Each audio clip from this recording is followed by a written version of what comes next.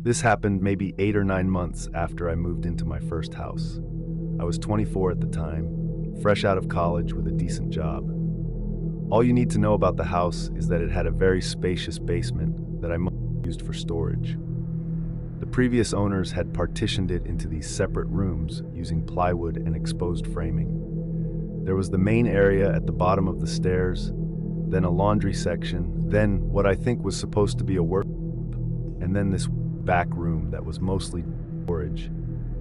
It had kind of a maze-like quality to it. You couldn't see the basement from any single vantage point, which I remember thinking was kind of cool when I first toured the place. Anyway, it was a weeknight. I needed to go downstairs to do laundry, which was the only time I ever really went down there. The basement lights were already on, which I thought was weird, but I didn't dwell on it for whatever reason.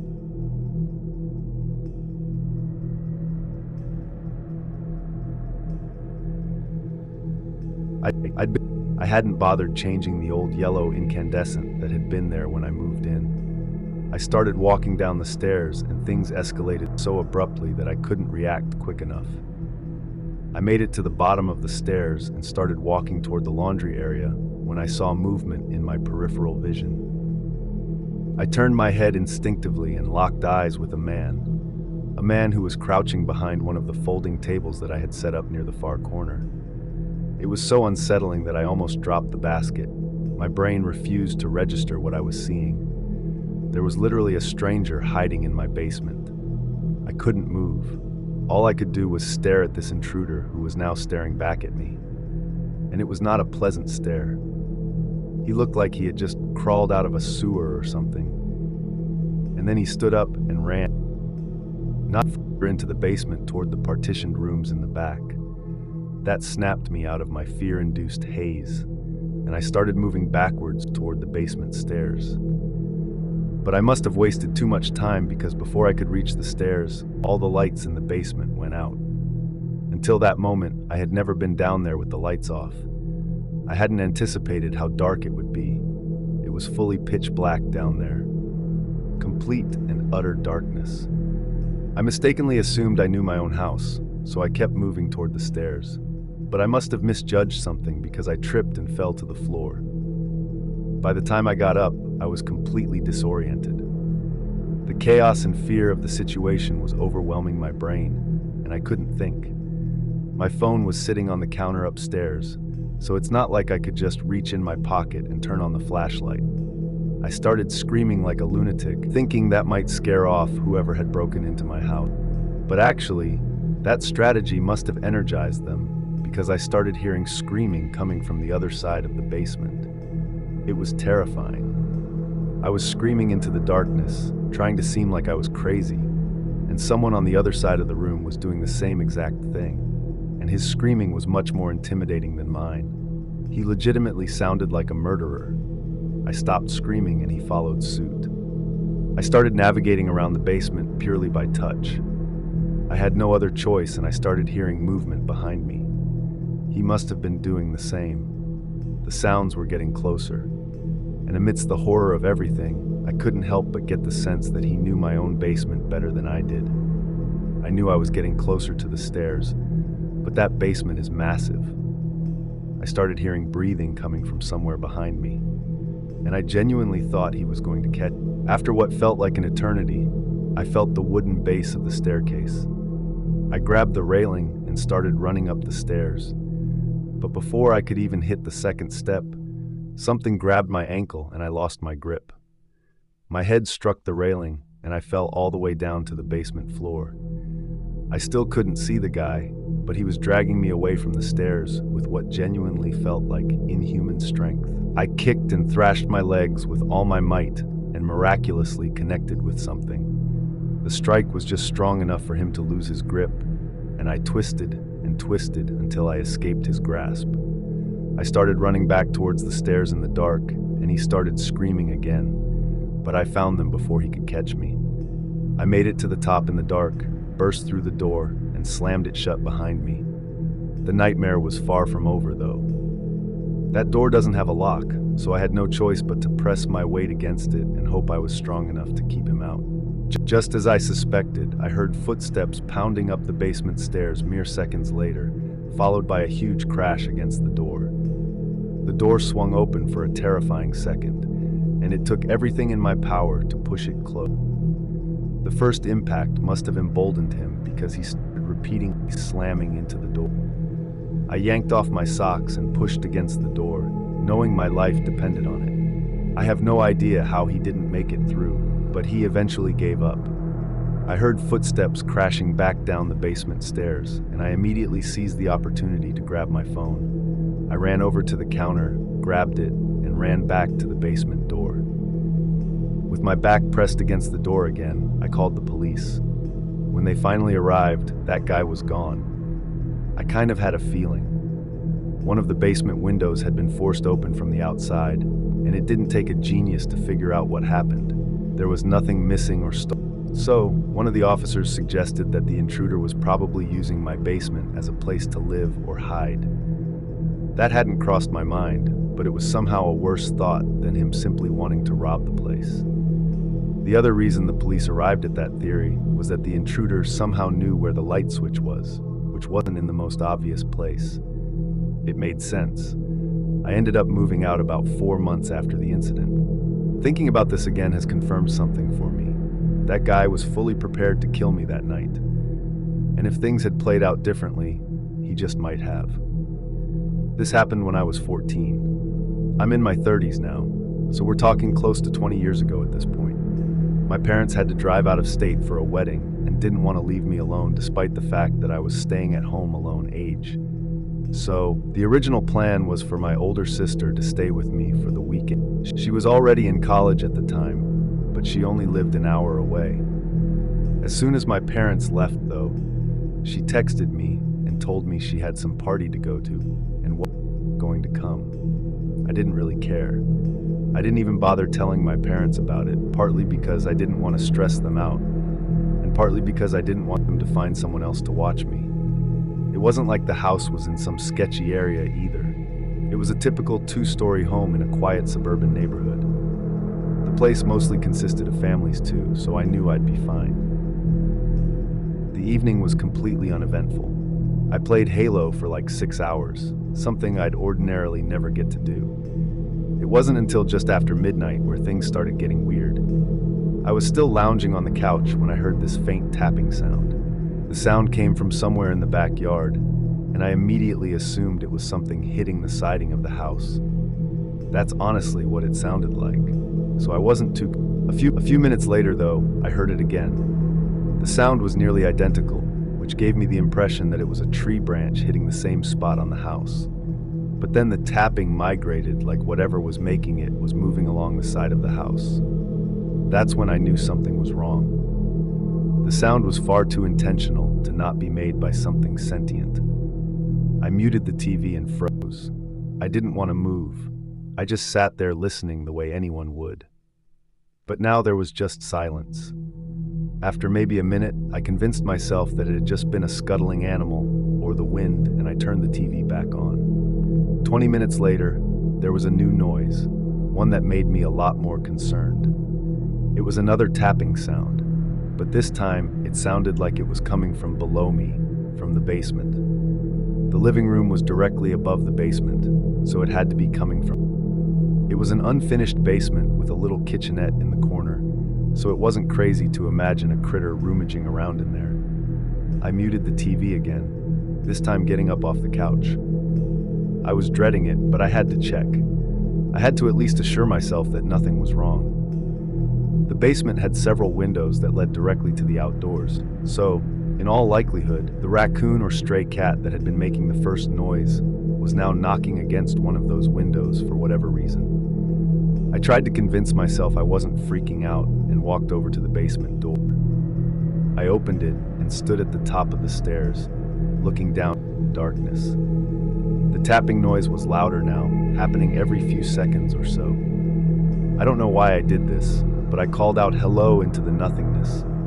The tapping stopped immediately. That's when I started feeling really uneasy, because if it had just been an animal, it probably wouldn't have reacted to my voice. If I could just turn view of everything. but the light switch was at the bottom of the stairs and there was a 0% chance I was going down there. So instead, I swung the door closed until it was only open a crack and stuck my hand through. I pointed my phone over to where I knew the window was. Then I closed my eyes and recorded a video with the flash on for a few seconds. Then I immediately shut the door and locked it. I took a deep breath and pulled up the video. It was pretty grainy, but it took me all of 1 second to realize there was a figure standing underneath one of the windows on the inside of the house. I screamed.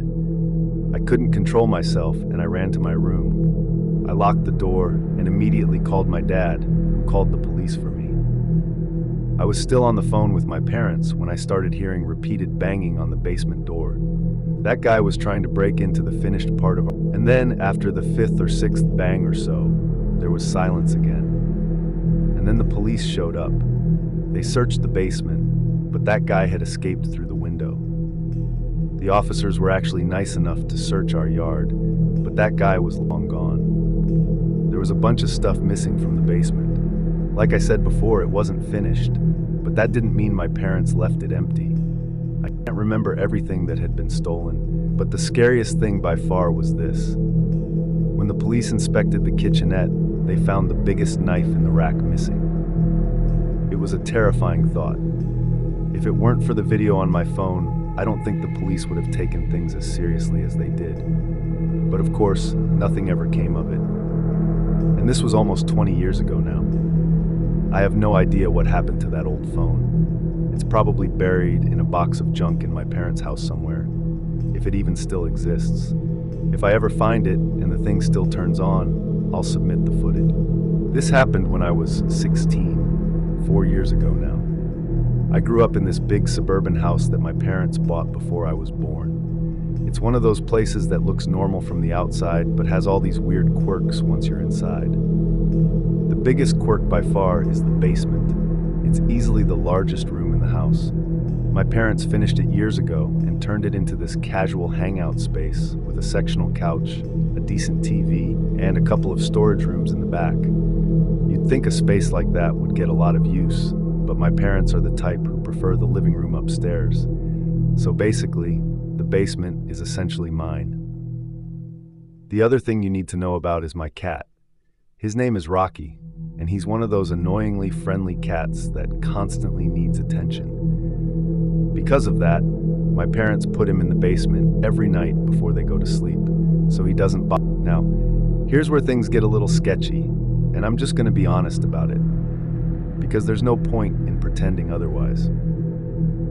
The basement has this interior door that connects directly to the garage. It's technically supposed to be a convenience thing for bringing in groceries or whatever, but for me it was a convenience thing for sneaking people in. Anyway, it was a Friday night when this went down. I remember that specifically because I had invited this girl, Malene, over, which I wouldn't have done on a school night.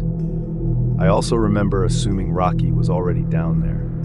It wasn't a conscious thought, more so an implied assumption. It was past the time when my parents usually put him down there, so I figured he was asleep somewhere in the back. As per usual, that's why I didn't freak out when I heard a noise from one of the storage rooms.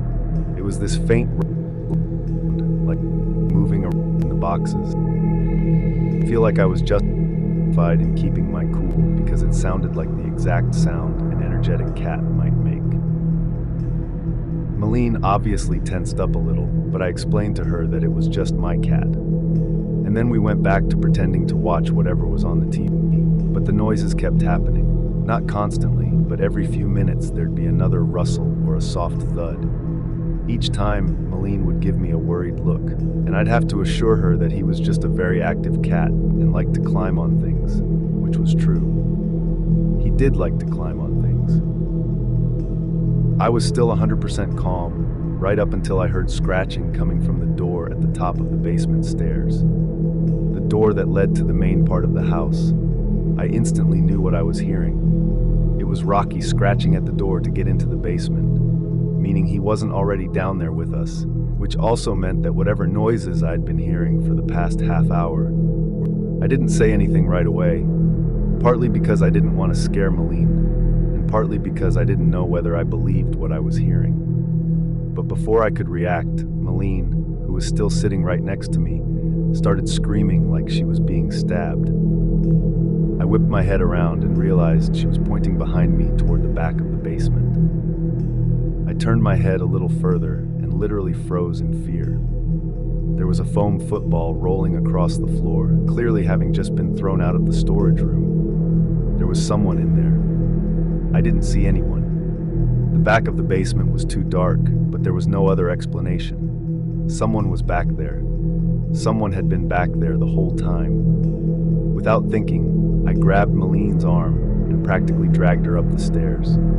As soon as we made it up, I slammed the door behind us, careful not to let Rocky down there. Things got really chaotic after that. Malene was crying, which was the first issue, but I was also shaking. Until that moment, I didn't even know I could get that scared. My parents eventually realized what was going on and called the police, who showed up a few minutes later. I stood on the back deck and watched the garage the entire time to make sure the intruder didn't slip out from there. Here's where things got weird, though. The police ended up searching the entire basement, including the garage, but didn't find anyone. There were also no signs of forced entry, and all the basement windows were locked from the inside. One of the officers suggested the intruder must have slipped out through the garage before they arrived, but I know that's not possible. I was watching it the entire time. I would have seen them. But after searching the house, there was nothing else that the police could do. Of course, my parents also thought the intruder had slipped away without me realizing it. And I could tell they were upset. My dad especially, in my family house. But I don't know what they think. Ironically, all our video game consoles were down there, since it was the only other TV in the house besides the living room and my parents' room. I believe this happened when I was 9 because I remember being in elementary school, but one of my last years. On the weekends, I liked to stay up playing video games in the basement. One of my old favorites was Driver 2 on the PS. For whatever reason, I could never beat the game, and I'd spend countless nights trying to do so. Well, it was one of those nights I was down there playing. I usually didn't like being up too late because the second my parents went to sleep, I'd be too scared to be down in the basement. Just the idea of my mom or dad watching TV upstairs was enough to make me feel somewhat safe, knowing they were a quick run up the stairs away. Similar to my current house today, my old family home had the laundry boiler room in the basement. That room terrified me because it was pitch black at all hours of the day due to there being absolutely no windows. Also, weird sounds always came from in there, as to be expected, I guess, since it's a boiler room. There were definitely a handful of times where I stopped my game to listen when I thought I heard an unusual sound come from in there, even with the door closed. On this particular night, I did in fact hear an unusual sound, and it started with the sound of the laundry room door creaking open. This obviously was enough to make me pause my game and frighten me. There was an uncomfortable silence in the basement for a second, and it was then followed by what I can only describe as the sound of a woman moaning or groaning in an almost ghost-like way. But it sounded like my mom's voice. In fact, I knew it was. I started laughing, and I'm sure I said something like, "Nice try, Mom," knowing she was trying to scare me, which, side note, looking back, even as a kid I should have realized something was wrong, considering my mom has never been a goofy person that would pull this kind of prank. But I walked over to the laundry room with a little more confidence now, and as I was in front of the open doorway leading into the darkness, the groans had stopped by now. I looked straight into the pitch black room ahead, and as I inched closer, the outline of a person standing in there became visible. "Mom," I said, now with less confidence. When I got just close enough, I made the judgment that it was not my mom. I started screaming as I ran up the stairs to the living room, and my horrific judgment was right. There was my mom in the living room with my dad. At this point, they were both already standing up, responding to my screams. I yelled, "There's a woman in the laundry room," and I remember they looked at each other and then both ran down to the basement, slamming the door shut behind them. I sat confused, scared, but slightly relieved knowing my parents were down there. Now, I remember being in the living room for a long time before my mom came upstairs and told me to go to my room and go to sleep. I didn't ask questions and obeyed. I had a hard time falling asleep that night, I'm sure.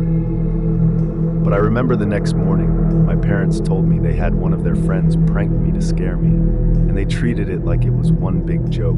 I don't fully remember how much I believed it or not, but I for sure asked them to elaborate on who it was.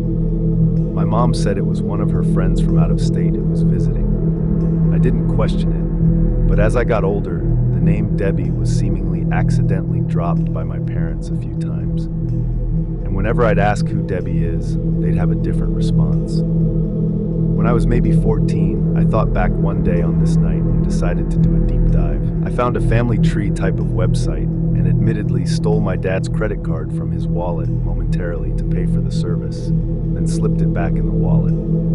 I inputted both my parents' names.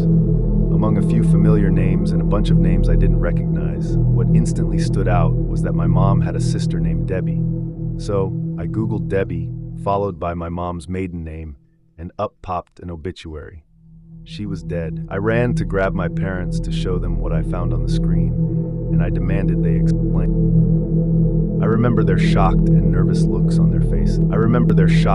Said to my mom. My mom then dropped the bomb on me that I had a very mentally unstable aunt who harmed a lot of people, and it was for the best that she was always kept away from me growing up. Debbie had allegedly broken into or snuck into the house without my parents knowing. I had so many questions and demanded answers, but there was little more that they would tell me. They swore they had my best interest at heart. Over the years, I'd occasionally bring it up, but they'd always shut it down and tell me to drop it. I never learned what they meant by she harmed a lot of people, but I have some theories. It doesn't really do me any good dwelling on it, though. It makes me kind of nervous to think about it. What else were my parents hiding? What happened to Debbie? Why was she in the basement? I wondered a few times if my parents were hiding her down